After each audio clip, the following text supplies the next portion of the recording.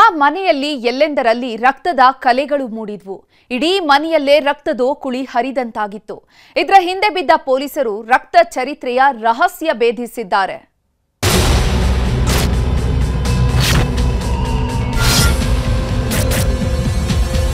ಮನುಷ್ಯರು ಪ್ರಾಣಿಗಳು ಏನು ಅಂತ ನಮಗೆ ಗೊತ್ತಿಲ್ಲ. ಮನುಷ್ಯರದು ಅಂದ್ರೆ ನಮ್ಮಿಬ್ರದ್ದು ಅಲ್ವಾ ಸರ್? ಇವಾಗ ನಾವು ಚೆನ್ನಾಗೇ ಇದೀವಲ್ಲ ಸರ್.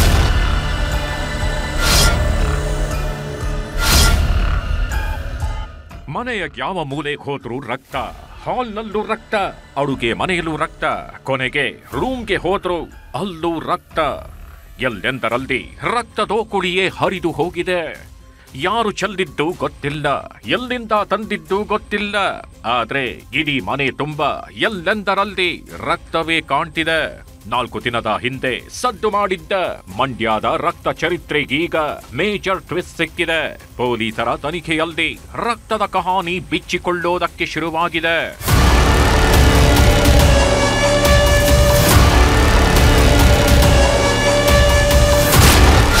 ಮನೆಯಲ್ಲಿ ಚೆಲ್ಲಿದ್ದು ಮಾನವನ ರಕ್ತವಂತೆ. FSL ವರದಿಯಲ್ಲಿತ್ತು ಬೆಚ್ಚಿ ಬೀಳಿಸುವ ಸುದ್ದಿ. 4 ದಿನದ ಹಿಂದೆ ಮಂಡ್ಯದ ಮದ್ದೂರು ತಾಲೂಕಿನ ಹೊಂಬೇಗೌಡನ ದೊಡ್ಡಿಯ ಜನ ಅಕ್ಷರಶಃ ಬೆಚ್ಚಿ ಬಿದ್ದಿದ್ರು. ಯಾಕಂದ್ರೆ ಸತೀಶ್ ಅನ್ನೋರ ಮನೆಯಲ್ಲಿ ಎಲ್ಲಿ ನೋಡಿದ್ರು ರಕ್ತದ ಕಲೆಗಳೇ ಕಾಣ್ತಿದ್ವು. ಯಾರು ತಂದು ಚೆಲ್ಲಿದ್ದು, ಯಾರು ದುಷ್ಕೃತ್ಯ ಎಸಗಿದ್ದು ಅನ್ನೋದೊಂದು ಗೊತ್ತಿರಲಿಲ್ಲ. ಹೀಗಾಗಿ ಯಾರು ವಾಮಾಚಾರ ಮಾಡಿರ್ಬೋದು, ಏನೋ ದೊಡ್ಡ ಸಮಸ್ಯೆಯೇ ಆಗಿರಬಹುದು ಅಂತ ಜನ ಮಾತನಾಡೋಕೆ ಶುರು ಮಾಡಿದ್ರು. ಯಾವಾಗ ಇದು ದೊಡ್ಡ ಸುದ್ದಿ ಆಯ್ತು, ಪೊಲೀಸರು ಕೂಡ ಅಖಾಡಕ್ಕಿಳಿದಿದ್ರು. ರಕ್ತ ಚರಿತ್ರೆ ಭೇದಿಸೋಕೆ ತಮ್ಮ ಸ್ಟೈಲ್ನಲ್ಲೇ ಎನ್ಕ್ವೈರಿ ಶುರು ಮಾಡಿದ್ರು. ಆಗ್ಲೇ ನೋಡಿ ರಕ್ತದ ಒಂದೊಂದೇ ಹನಿಯ ಕಹಾನಿ ಬಿಚ್ಚಿಕೊಳ್ಳೋದಕ್ಕೆ ಶುರುವಾಗಿದ್ದು.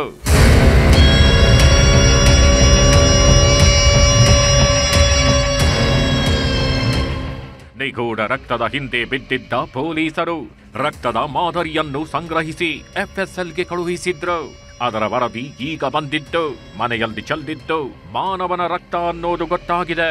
ಹೀಗಾಗಿ ಈ ರಕ್ತ ಯಾರದ್ದು, ರಕ್ತ ತಂದಿದ್ದು ಯಾರು ಅನ್ನೋದರ ತನಿಖೆಗಿಳಿದಿದ್ದಾರೆ. ಪೊಲೀಸರ ಪ್ರಾಥಮಿಕ ತನಿಖೆಯಲ್ಲಿ ಈ ಮನೆಯವರ ದುಷ್ಕೃತ್ಯವೇ ಅನ್ನೋ ಮಾಹಿತಿ ಸಿಕ್ಕಿದ್ಯಂತೆ. ಬ್ಲಡ್ ಬ್ಯಾಂಕಿನಿಂದ ರಕ್ತ ತಂದು ಇಡೀ ಮನೆಯಲ್ಲಿ ಚೆಲ್ಲಾಡಿದ್ದಾರೆ ಅನ್ನೋ ಅನುಮಾನವಿದೆ. ಯಾಕಂದ್ರೆ ಈ ಮನೆಯ ಒಡೆಯ ಸತೀಶ್ಗೂ ಅವರ ಸಹೋದರನಿಗೂ ಆಸ್ತಿ ಕಲಹ ನಡೀತಿದ್ಯಂತೆ. ಇದೇ ಕಾರಣಕ್ಕೆ ವಾಮಾಚಾರದ ಕಥೆ ಕಟ್ಟಿ ಈ ದುಷ್ಕೃತ್ಯ ನಡೆಸಿದ್ದಾರೆ ಅಂತ ಪೊಲೀಸ್ ಮೂಲಗಳು ಮಾಹಿತಿ ನೀಡಿವೆ. ಯಾವಾಗ ಪೊಲೀಸ್ ಮೂಲಗಳಿಂದ ಇಂಥದ್ದೊಂದು ಮಾಹಿತಿ ಹೊರಬಿತ್ತು, ಸತೀಶ್ ಕುಟುಂಬಸ್ಥರು ನಮಗೇನೂ ಗೊತ್ತಿಲ್ಲ ಅಂತಿದ್ದಾರೆ. ಈ ಬಗ್ಗೆ ನಮಗೆ ಯಾರೂ ಇನ್ನೂ ಏನೂ ಹೇಳಿಲ್ಲ, ನಾವು ಯಾವುದೇ ತಪ್ಪು ಮಾಡಿಲ್ಲ, ಪೊಲೀಸರು ಸರಿಯಾಗಿ ತನಿಖೆ ಮಾಡಬೇಕು ಎಂದಿದ್ದಾರೆ. ಅಂದ್ರೆ ಮನುಷ್ಯರದು ಅಂದ್ರೆ ನಾನು ನಮ್ಮ ಯಜಮಾನ್ರು ಅಷ್ಟೇ ಅಲ್ವಾ ಸರ್ ಇದ್ದಿದ್ದು ಮನೇಲಿ. ಇವಾಗ ಅವ್ರದ್ದಾಗಿರ್ಬೇಕಿಲ್ಲ, ಮನುಷ್ಯರದು ಅಂದ್ರೆ ನಮ್ಮಿಬ್ರದ್ದು ಅಲ್ವಾ ಸರ್? ಇವಾಗ ಯೋಚನೆ ಮಾಡಿದ್ರೆ ಇವಾಗ ನಮ್ಮಿಬ್ರದ್ದಾಗಿರ್ತದೆ ಅಷ್ಟೇ. ಅದು ನಾವು ಚೆನ್ನಾಗೇ ಇದೀವಲ್ಲ ಸರ್. ನಮ್ಮ ಯಜಮಾನ್ರನ್ನೂ ಅವಾಗ 12 ಗಂಟೆ ಊಟ ಮಾಡ್ದೇನೆ ಪೊಲೀಸ್ನ ಮುಂದೆನೆ ಚೆನ್ನಾಗಿದ್ರು ಸರ್. ಅವರು ಅಂದ್ರೆ ಸಾಕಷ್ಟು ಜನ ಮನೆಯಲ್ಲೇ ಇದ್ರು. ಅವ್ರ ಮನೇಲೆಲ್ಲ ಬಂದಾಗ ಅವ್ರು ನಮ್ಗೇನಾದ್ರು ಆಗಿದ್ರು ಈ ತರ ಅಂತ ಕೇಳ್ತಿರ್ಲಿಲ್ವ ಅವರು? ಮನುಷ್ಯರದು ಈ ಪ್ರಾಣಿದು ಏನು ನಮಗೆ ಗೊತ್ತಿಲ್ಲ. ನಾನು ಹೀಗೆ ನೀರಿನ ಮೇಲೆ ಮುಖ ತೊಳೆಯಲಿದ್ದೆ, ಅವಾಗ ಪಕ್ಕದಲ್ಲಿ ಕಾಣ್ತು. ಕಂಡು ಅಷ್ಟು ದೂರ ಅನ್ಕೊಂಡು ಮನೆ ಸುತ್ತ ಎಲ್ಲ ಇದಾಯಿತು. ಮನೆ ಒಳಗಡೆನೆ ಅಷ್ಟಾಯಿತು. ಏನೋ ಅಕ್ಕಪಕ್ಕದ ಕಳೆದಲ್ಲಿ ನೋಡಿದ್ರು, ಆಮೇಲೆ ಪೊಲೀಸ್ಗೆ ಫೋನ್ ಮಾಡಿದ್ರು, ಬಂದು ಚೆಕ್ ಮಾಡ್ಕೋಬೋದು. ಪೊಲೀಸ್ ಮೂಲಗಳ ಮಾಹಿತಿ ಪ್ರಕಾರ ಈ ರಕ್ತ ಚರಿತ್ರೆ ಹಿಂದಿರೋದು ಮನೆಯವರೇ. ಆದ್ರೆ ಕುಟುಂಬಸ್ಥರು ಮಾತ್ರ ಇದಕ್ಕೂ ನಮಗೂ ಸಂಬಂಧವಿಲ್ಲ ಅಂತಿದ್ದಾರೆ. ಹೀಗಾಗಿ ರಕ್ತದ ಮೂಲ ಕೆದಕ್ತಿರೋ ಪೊಲೀಸರು ಇನ್ನೇನು ಕೆಲವೇ ದಿನಗಳಲ್ಲಿ ಅಸಲಿ ಸತ್ಯವನ್ನ ಬಯಲಿಗೆಳೆಯಲಿದ್ದಾರೆ. ಸುನಿಲ್ ಗೌಡ, ನ್ಯೂಸ್ 18 ಮಂಡ್ಯ. ಆ ರೆಸಾರ್ಟ್ನಲ್ಲಿ ಕತ್ತಲಾಗ್ತಿದ್ದಂತೆ ಹುಡುಗಿಯರ ಪಾರ್ಟಿ ಜೋರಾಗ್ತಿತ್ತು. ಒಂದೇ ಕಡೆ ಸೇರಿದ್ದ 100 ಮಂದಿ ರೇವ್ ಪಾರ್ಟಿಯಲ್ಲಿ ಮೈಮರೆತಿದ್ರು. ಪಕ್ಕಾ ಮಾಹಿತಿ ಮೇಲೆ ದಾಳಿ ಮಾಡಿದ ಪೊಲೀಸರು ನಶೆಯಲ್ಲಿದ್ದವರ ಚಳಿ ಬಿಡಿಸಿದ್ದಾರೆ.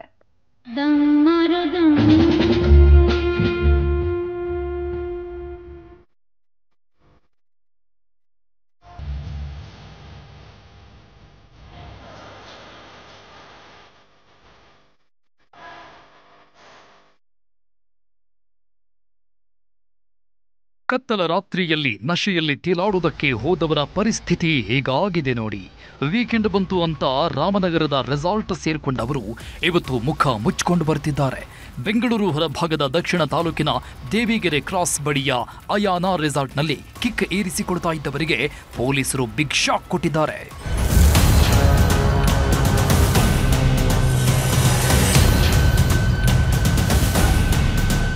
ಅಯಾನಾ ರೆಸಾರ್ಟ್ನಲ್ಲಿ ನಿನ್ನೆ ರಾತ್ರಿ ಘಮಲಿನ ಘಾಟು ಜೋರಾಗಿತ್ತು. ರೇವ್ ಪಾರ್ಟಿ ಹೆಸರಲ್ಲಿ 100 ಮಂದಿ ಸೇರ್ಕೊಂಡು ನಶೆಯ ಲೋಕದಲ್ಲಿ ತೇಲಾಡ್ತಿದ್ರು. ಈ ಬಗ್ಗೆ ಖಚಿತ ಮಾಹಿತಿ ಕಲೆ ಹಾಕಿದ ಬೆಂಗಳೂರಿನ ದಕ್ಷಿಣ ಎಸ್ಪಿ ಶ್ರೀನಿವಾಸ್ ಗೌಡ ನೇತೃತ್ವದ ತಂಡ ಏಕಾಏಕಿ ದಾಳಿ ಮಾಡಿದೆ. ಯಾವಾಗ ಪೊಲೀಸರು ಬಂದ್ರು ಅನ್ನೋದು ಗೊತ್ತಾಯಿತು, ನಶೆಯಲ್ಲಿದ್ದವರೆಲ್ಲ ಕಕ್ಕಾಬಿಕ್ಕಿಯಾಗಿದ್ದಾರೆ. ಹಲವರು ಪೊಲೀಸರ ಕೈಯಿಂದ ತಪ್ಪಿಸಿಕೊಳ್ಳೋದಕ್ಕೆ ನೋಡಿದ್ದಾರೆ. ಆದರೆ ಮೂಲೆ ಮೂಲೆ ಜಾಲಾಡಿದ ಪೊಲೀಸರು 35 ಯುವತಿಯರ ಜೊತೆ ಒಟ್ಟು 115 ಜನರನ್ನ ವಶಕ್ಕೆ ಪಡೆದಿದ್ದಾರೆ.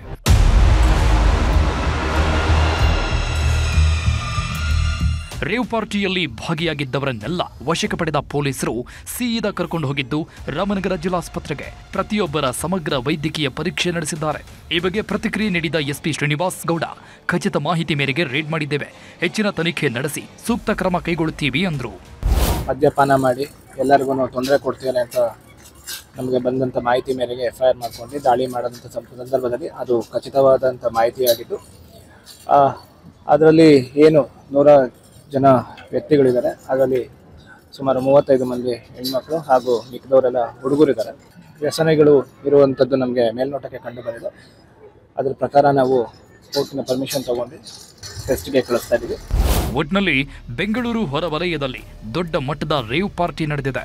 ವೀಕೆಂಡ್ ಅಂತ ಕಿಕ್ ಏರಿಸುವುದಕ್ಕೆ ಹೋದವರು ಈಗ ಪೊಲೀಸರ ಕೈಗೆ ಸಿಲುಕಿ ವಿಲವಿಲ ಒದ್ದಾಡ್ತಿದ್ದಾರೆ. AT Venkatesh Prabhu, news 18 Bengaluru ದಕ್ಷಿಣ. ಅವರಿಬ್ರು ಚಡ್ಡಿ ದೋಸ್ತ್ಗಳಂತಿದ್ರು. ಒಟ್ಟಿಗೆ ಕೆಲಸ ಮಾಡ್ತಿದ್ರು. ಒಂದೇ ರೂಮ್ನಲ್ಲಿ ದಿನ ಕಳೀತಾ ಇದ್ರು. ಆದ್ರೆ ರಾತ್ರಿ ಹೊತ್ತಲ್ಲಿ ಲೈಟ್ ಆಫ್ ಮಾಡೋ ವಿಷಯಕ್ಕೆ ಶುರುವಾದ ಗಲಾಟೆ ಓರ್ವನ ಹೆಣ ಉರುಳಿಸಿದೆ.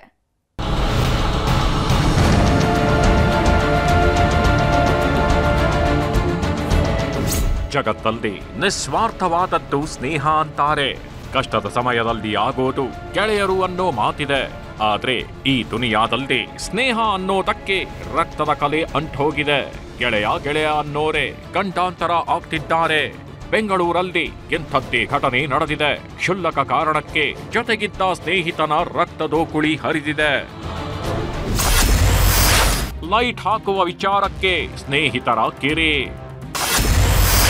ಕಣ್ಣಿಗೆ ಖಾರದ ಪುಡಿ ಹಾಕಿ ಡೆಡ್ಲಿ ಮರ್ಡರ್.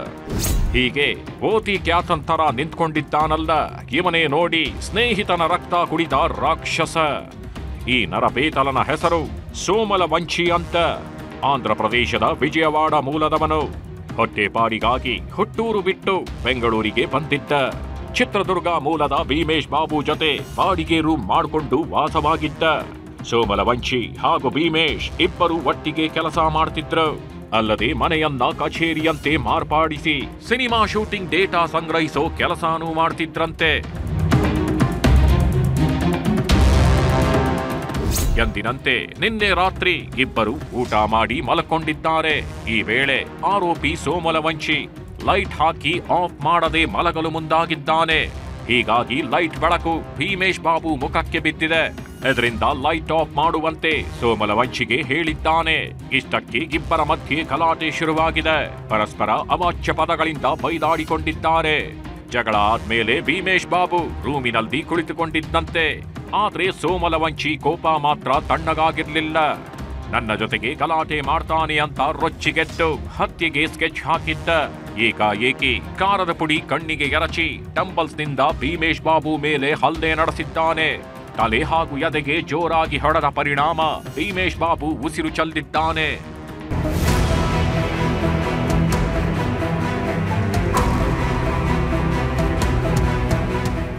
ರೂಮ್ನಲ್ಲಿ ರಕ್ತ ಹರಿಸಿದ ಹಂತಕ ಆರೋಪಿ ಸೋಮಲವಂಚಿ ಗೋವಿಂದರಾಜನಗರ ಠಾಣೆಗೆ ತೆರಳಿ ಸರೆಂಡರ್ ಆಗಿದ್ದಾನೆ. ಪ್ರಕರಣ ದಾಖಲಿಸಿಕೊಂಡ ಪೊಲೀಸರು ಆರೋಪಿಯನ್ನ ಬಂಧಿಸಿ ವಿಚಾರಣೆ ನಡೆಸಿದ್ದಾರೆ.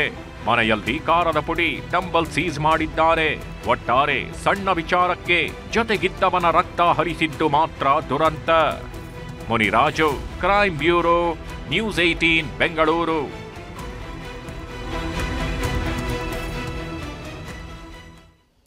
ವಿವಾದಿತ ಇನಾಂ ದತ್ತಾತ್ರೇಯ ಬಾಬಾ ಬುಡನ್ ಸ್ವಾಮಿ ದರ್ಗಾ ಆವರಣದಲ್ಲಿ ಹೊಸದೊಂದು ವಿವಾದ ಹುಟ್ಟುಕೊಂಡಿದೆ. ನಿಷೇಧಿತ ಸ್ಥಳದಲ್ಲಿ ಮಾಂಸಾಹಾರ ಸೇವನೆ ಮಾಡಿದ್ದಾರೆ ಅಂತ ಹಿಂದೂ ಸಂಘಟನೆಗಳು ಕೆರಳಿ ಕೆಂಡವಾಗಿವೆ. ಹೋಮ ಮಾಡೋದು ಹೋಮ ಮಂಟಪದ ಪಕ್ಕದಲ್ಲೇ ಮಾಂಸಾಹಾರ ಸೇವನೆ ಮಾಡ್ತಾರೆ. ಬಾಬಾ ಬುಡನ್ ದರ್ಗಾದಲ್ಲಿ ಮತ್ತೆ ವಿವಾದದ ಸದ್ದು. ನಿಷೇಧಿತ ಸ್ಥಳದಲ್ಲಿ ಮಾಂಸಾಹಾರದ ವಿಡಿಯೋ ವೈರಲ್.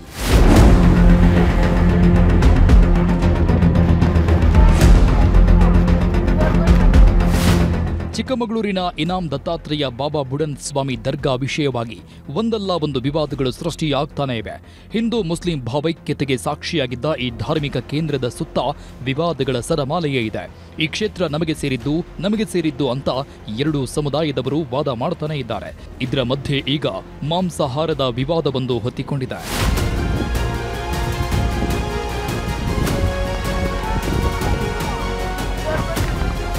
ವಿವಾದಿತ ಇನಾಂ ದತ್ತಾತ್ರೇಯ ಬಾಬಾ ಬುಡನ್ ಸ್ವಾಮಿ ದರ್ಗಾ ಪ್ರದೇಶದ 200 ಮೀಟರ್ ವ್ಯಾಪ್ತಿಯಲ್ಲಿ ಮಾಂಸಾಹಾರ ಸೇವನೆ ಮಾಡುವಂತಿಲ್ಲ.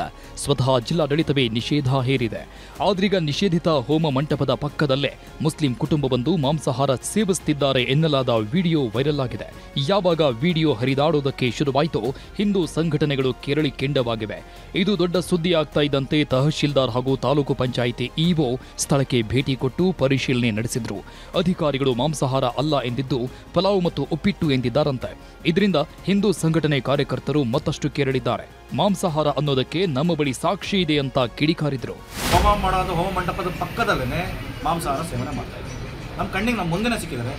ಅಲ್ಲಿ ತಹಸೀಲ್ದಾರ್ ಇದ್ರು, ಹಾಗೆಯೇ ಇಒ ಇದ್ರು, ಪೊಲೀಸ್ ಅಧಿಕಾರಿಗಳಿದ್ರು. ನಾವು ಓದ್ ತಗೊಂಡು ಯಾಕೆ ಕೊಡೋದು? ಓದ್ವಿ ಹೋಗಿರೋದು ಇಬ್ರು ನೋಡಿದ ತಕ್ಷಣ ಅಲ್ಲಿ ಮಾಂಸಾಹಾರ ಸೇವನೆ ಮಾಡಿ ವಿಡಿಯೋ ಇದೆ, ರೆಕಾರ್ಡ್ ಇದೆ. ಇನ್ನು ಈ ಬಾರಿ ಕಾರ್ತಿಕ ಮಾಸ ಶುರುವಾದರೂ ಕೂಡ ದತ್ತಪೀಠದಲ್ಲಿ ದತ್ತಮಾಲಾ ಅಭಿಯಾನಕ್ಕೆ ಅನುಮತಿ ನೀಡಿಲ್ಲ ಅಂತ ದತ್ತಪೀಠ ಸೇವಾ ಸಮಿತಿ ಆರೋಪಿಸಿದೆ. ಹೊಸ ಆಚರಣೆಗಳು ಯಾವುದಿಲ್ಲ. ಹೊಸ ಆಚರಣೆಗೆ ಇವ್ರು ಬೇಕಾದ್ರೆ ಅಬ್ಜೆಕ್ಷನ್ ಮಾಡ್ಬೋದು ಜಿಲ್ಲಾಡಳಿತ, ಆದರೆ ಇದಕ್ಕೆ ಮಾಡಬಾರ್ದು. ಇದನ್ನು ಮಾಡೋದ್ರಿಂದ ಈ ಹಳೆಯ ಆಚರಣೆನ ತಡೆಯೋದ್ರ ಮೂಲಕ ಎಲ್ಲೋ ನಮಗೆ ಈ ತಾಲಿಬಾನಿ ಸರ್ಕಾರ ಥರ ಆಗ್ತಾ ಇದೆಯೋ ಅನ್ನೋ ಅನುಮಾನಗಳು ಕೂಡಿ ಬರ್ತದೆ. ಹಾಗಾಗಿ ದಯವಿಟ್ಟು ನಾಳೆಯ ಕಾರ್ಯಕ್ರಮ ಯಾವುದೇ ಅಡಚಣೆ ಇಲ್ಲದಲೇ ಜಿಲ್ಲಾಡಳಿತ ಮಾಡಬೇಕು ಅಂತ ಕೇಳ್ಕೊಳ್ತಾ ಇದ್ದೇವೆ. ಒಟ್ನಲ್ಲಿ ವಿವಾದಿತ ಸ್ಥಳದಲ್ಲಿ ಹೊಸ ವಿವಾದವೊಂದು ಹುಟ್ಟಿಕೊಂಡಿದ್ದು ಎಲ್ಲಿಗೆ ಬಂದು ನಿಲ್ಲುತ್ತೋ ಕಾದು ನೋಡಬೇಕು. ಯೋಗೇಶ್ ಕಾಮೇನಹಳ್ಳಿ, ನ್ಯೂಸ್ 18 ಚಿಕ್ಕಮಗಳೂರು. ನವೆಂಬರ್ ತಿಂಗಳು ಶುರುವಾಯಿತು ಅಂದ್ರೆ ಕನ್ನಡಿಗರಿಗೆ ನಿತ್ಯವೂ ಹಬ್ಬ. ರಾಜ್ಯದುದ್ದಗಲಕ್ಕೂ ಅದ್ದೂರಿ ಕನ್ನಡ ರಾಜ್ಯೋತ್ಸವ ಆಚರಿಸುತ್ತಿದ್ದಾರೆ. ಕನ್ನಡಾಂಬೆ ಸಂಭ್ರಮದ ಸ್ಪೆಷಲ್ ರಿಪೋರ್ಟ್ ಇಲ್ಲಿದೆ. ನಡೆ ಕನ್ನಡ, ನುಡಿ ಕನ್ನಡ, ಉಸಿರು ಕನ್ನಡ, ಜೀವ ಕನ್ನಡ.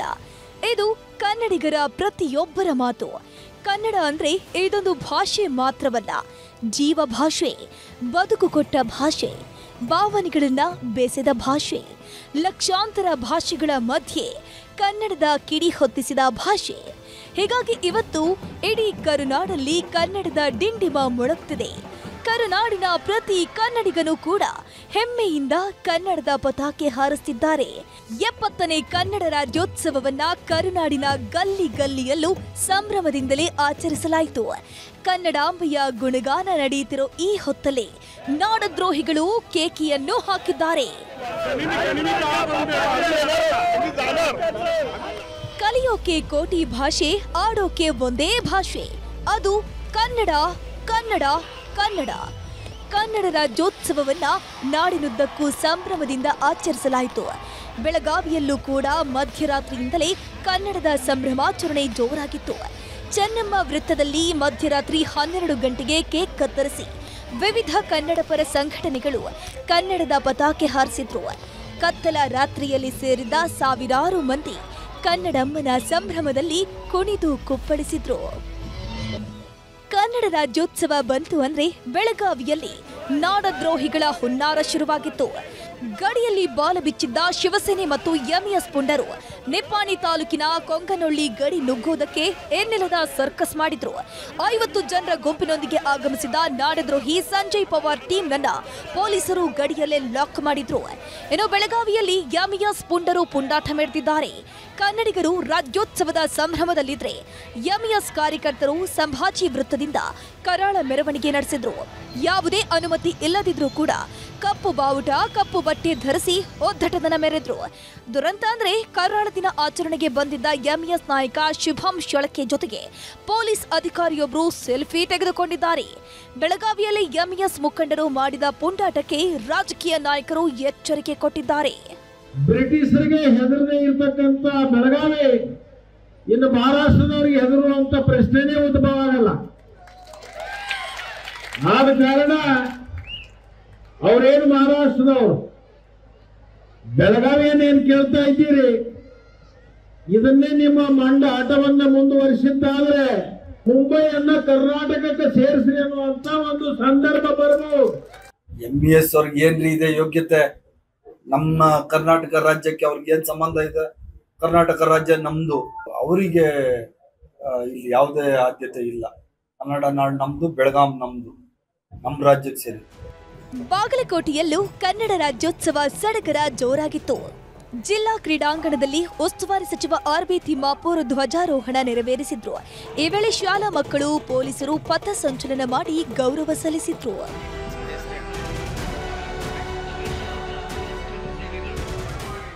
ನವೆಂಬರ್ ಬಂತಂದ್ರೆ ತಿಂಗಳ ಪೂರ್ತಿ ಕನ್ನಡ ಹಬ್ಬದ್ದೇ ಕಲರವ.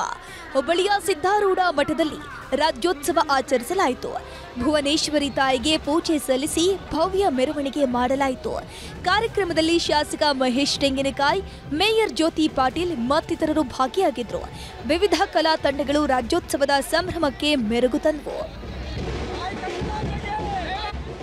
ಕೊಪ್ಪಳದಲ್ಲೂ ಕನ್ನಡ ರಾಜ್ಯೋತ್ಸವ ಡಿಂಡಿಮ ಜೋರಾಗೇ ಇತ್ತು.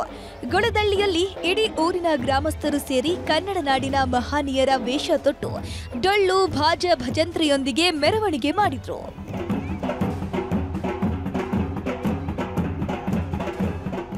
ಇನ್ನು ವಿಜಯನಗರದಲ್ಲೂ ಕನ್ನಡ ರಾಜ್ಯೋತ್ಸವವನ್ನ ಅದ್ದೂರಿಯಾಗಿ ಆಚರಿಸಲಾಯಿತು. ಸಚಿವ ಜಮೀರ್ ಅಹಮದ್ ಖಾನ್, ಡಾಕ್ಟರ್ ಪುನೀತ್ ರಾಜ್ಕುಮಾರ್ ಜಿಲ್ಲಾ ಕ್ರೀಡಾಂಗಣದಲ್ಲಿ ಧ್ವಜಾರೋಹಣ ನೆರವೇರಿಸಿದ್ರು. ಕೋಟೆನಾಡು ಚಿತ್ರದುರ್ಗದಲ್ಲಿ ಕನ್ನಡದ ಕಂಪು ಜೋರಾಗಿ ಬೀಸಿದೆ. ಎಲ್ಲೆಲ್ಲೂ ಕೆಂಪು ಹಳದಿ ಬಾವುಟಗಳು ರಾರಾಜಿಸಿದ್ದು, ಪೊಲೀಸ್ ಮೈದಾನದಲ್ಲಿ ಸಚಿವ ಡಿ ಸುಧಾಕರ್ ಧ್ವಜಾರೋಹಣ ನೆರವೇರಿಸಿದ್ರು.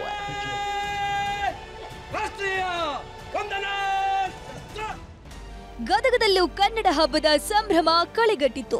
ಸಚಿವ ಎಚ್.ಕೆ. ಪಾಟೀಲ್ ಜಿಲ್ಲಾ ಕ್ರೀಡಾಂಗಣದಲ್ಲಿ ರಾಷ್ಟ್ರ ಧ್ವಜಾರೋಹಣ ನೆರವೇರಿಸಿದ್ರು. ಆದರೆ ಪರೇಡ್ ವೇಳೆ ಎಂಟ್ರಿ ಕೊಟ್ಟ ಮಂಗವೊಂದು ಮಂಗನಾಟವಾಡಿದೆ. ಪರೇಡ್ ವೀಕ್ಷಣೆ ಮಾಡ್ತಿದ್ದ ವ್ಯಕ್ತಿಗೆ ಡಿಚ್ಚಿ ಕೊಟ್ಟಿದೆ. ಇಡೀ ಕರುನಾಡಲ್ಲಿ 70ನೇ ಕನ್ನಡ ರಾಜ್ಯೋತ್ಸವ ಸಂಭ್ರಮ ಜೋರಾಗಿದೆ. ಬಳ್ಳಾರಿಯ ಮುನ್ಸಿಪಲ್ ಮೈದಾನದಲ್ಲಿ ಸಚಿವ ರಹೀಂ ಖಾನ್ ಧ್ವಜಾರೋಹಣ ಮಾಡಿದ್ರು. ಇನ್ನು ಹಾವೇರಿ ಜಿಲ್ಲೆಯಲ್ಲೂ ರಾಜ್ಯೋತ್ಸವದ ಸಂಭ್ರಮ ಮುಗಿಲು ಮುಟ್ಟಿತ್ತು. ಜಿಲ್ಲಾ ಉಸ್ತುವಾರಿ ಸಚಿವ ಶಿವಾನಂದ ಪಾಟೀಲ್ ಬಾವುಟ ಹಾರಿಸಿದ್ರು. ನಂತರ 13ಕ್ಕೂ ಹೆಚ್ಚು ತಂಡಗಳಿಂದ ಆಕರ್ಷಕ ಪಥ ಸಂಚಲನ ನಡೆಯಿತು.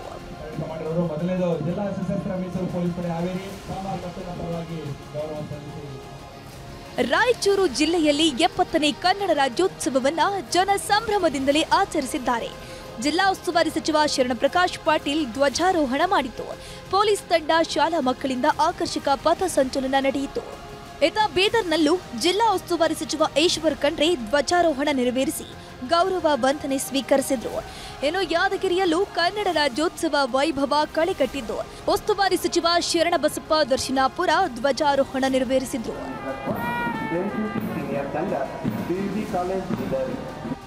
ಇನ್ನು ಮಂಡ್ಯದಲ್ಲೂ ರಾಜ್ಯೋತ್ಸವದ ಸಂಭ್ರಮ ಜೋರಾಗಿದ್ದು, ಸಚಿವ ಎನ್ ಚಲುವರಾಯಸ್ವಾಮಿ ಧ್ವಜಾರೋಹಣ ಮಾಡಿದ್ರು. ಚಾಮರಾಜನಗರದಲ್ಲಿ ಏಕಕಾಲಕ್ಕೆ 250 ವಿದ್ಯಾರ್ಥಿಗಳು ನಾಡಗೀತೆ ಹಾಡಿ ಸಂಭ್ರಮಿಸಿದ್ರು. ನಂತರ ಸಚಿವ ಕೆ ವೆಂಕಟೇಶ್ಗೆ ಗೌರವ ವಂದನೆ ಸಲ್ಲಿಸಿದ್ರು. ಇನ್ನು ಕೋಲಾರದಲ್ಲೂ ಅದ್ದೂರಿ ಕನ್ನಡ ರಾಜ್ಯೋತ್ಸವ ಆಚರಿಸಲಾಯಿತು.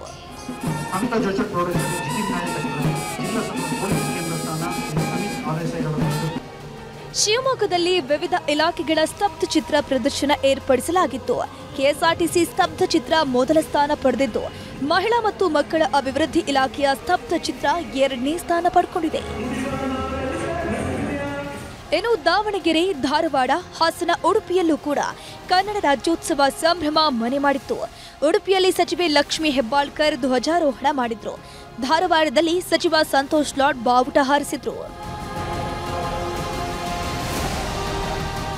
ಇನ್ನು ಬೆಂಗಳೂರಿನಲ್ಲೂ 70ನೇ ಕನ್ನಡ ರಾಜ್ಯೋತ್ಸವ ಸಂಭ್ರಮ ಜೋರಾಗಿತ್ತು. ಕಂಠೀರವ ಕ್ರೀಡಾಂಗಣದಲ್ಲಿ ಸಿಎಂ ಸಿದ್ದರಾಮಯ್ಯ ಧ್ವಜಾರೋಹಣ ನೆರವೇರಿಸಿದ್ರು. ಬಳಿಕ ವಿಧಾನಸೌಧ ಆವರಣದಲ್ಲಿರುವ ತಾಯಿ ಭುವನೇಶ್ವರಿ ಪುತ್ಥಳಿಗೆ ಪುಷ್ಪಾರ್ಚನೆ ಮಾಡಿದ್ರು. ಇದೇ ವೇಳೆ ಮಾತನಾಡಿದ ಸಿಎಂ, ಹಿಂದಿ ಭಾಷೆ ಹೇರೋಕೆ ನಿರಂತರ ಹುನ್ನಾರ ನಡೀತಾ ಇದೆ. ಕರ್ನಾಟಕ ವಿರೋಧಿ ನಿಲುವನ್ನ ಎಲ್ಲರೂ ಖಂಡಿಸಬೇಕು ಅಂತ ಹೇಳಿದ್ರು. ಅತ್ತ ಡಿಸಿಎಂ ಡಿಕೆ ಶಿವಕುಮಾರ್ ಕೂಡ ನಾಡಿನ ಜನತೆಗೆ ಕನ್ನಡ ರಾಜ್ಯೋತ್ಸವದ ಶುಭಾಶಯ ಕೋರಿದ್ರು. ಇಂಗ್ಲಿಷ್ ಹಿಂದಿ ನಡುವೆ ಕನ್ನಡ ನಶಿಸದಂತೆ ನೋಡ್ಕೊಳ್ಬೇಕು ಅಂತ ಕರೆ ನೀಡಿದ್ರು. ಒಕ್ಕೂಟ ಸರ್ಕಾರವು ಕಳೆದ ಕೆಲವು ವರ್ಷಗಳಿಂದ ಮಲತಾಯಿ ಧೋರಣೆಯನ್ನು ತೋರುತ್ತಿದೆ. ಹಿಂದಿ ಭಾಷೆಯನ್ನು ಏರಿಕೆ ಮಾಡಲು ನಿರಂತರ ಹುನ್ನಾರ ನಡೆಯುತ್ತಿದೆ. ಹಿಂದಿ ಸಂಸ್ಕೃತ ಭಾಷೆಗಳ ಅಭಿವೃದ್ಧಿಗೆ ಮಾತ್ರ ಅನುದಾನಗಳನ್ನು ನೀಡಲಾಗುತ್ತಿದೆ. ಕನ್ನಡವೂ ಸೇರಿದಂತೆ ಉಳಿದ ದೇಶ ಭಾಷೆಗಳನ್ನು ನಿರ್ಲಕ್ಷಿಸಲಾಗುತ್ತಿದೆ. ಕನ್ನಡ ಭಾಷೆಗೆ ಶಾಸ್ತ್ರೀಯ ಸ್ಥಾನಮಾನ ನೀಡಲಾಗಿದ್ದರೂ ನೀಡಬೇಕಾದ ಅನುದಾನವನ್ನು ಕೊಡದೆ ಅನ್ಯಾಯ ಮಾಡಲಾಗುತ್ತಿದೆ. ಕರ್ನಾಟಕ ವಿರೋಧಿಯಾದ ಎಲ್ಲವನ್ನೂ ವಿರೋಧಿಸಲೇಬೇಕಾಗಿದೆ. ಕನ್ನಡ ಎನ್ನುವುದು ಒಂದು ಭಾಷೆ ಅಲ್ಲ, ಒಂದು ಸಂಸ್ಕೃತಿ, ಒಂದು ಜೀವನದ ವಿಧಾನ. ಇಂಗ್ಲಿಷ್ ಹಿಂದಿ ಭಾಷೆಗಳ ದಾಳಿಯಿಂದ ಅದು ನಸಿಗೊಳ್ಳದಂತೆ ಕಾಪಾಡಿಕೊಂಡದ್ದು ನಮ್ಮ ನಿಮ್ಮೆಲ್ಲರ ಕರ್ತವ್ಯ. ಈ ನಿಟ್ಟಿನಲ್ಲಿ ಕನ್ನಡದಲ್ಲಿ ಸಂಸ್ಕೃತಿ ಸಾಹಿತ್ಯ ಇದೆ. ಸಾಹಿತ್ಯ ಒಂದಂತೆ ಪರಂಪರೆ ಅಂದರೆಂದು ಮಕ್ಕಳು ಕೂಡ ಪಾಲಿಸಿಕೊಳ್ಬೇಕು. ಒಟ್ನಲ್ಲಿ ನಾಡಿನಾದ್ಯಂತ ಕನ್ನಡ ರಾಜ್ಯೋತ್ಸವದ ಕಲರವ ಜೋರಾಗಿದ್ದು ನವೆಂಬರ್ ತಿಂಗಳ ಪೂರ್ತಿ ಕನ್ನಡಾಂಬೆಯನ್ನ ಕನ್ನಡಿಗರು ಹೊತ್ತು ಮೆರೆಸಲಿದ್ದಾರೆ. Bureau report, news 18.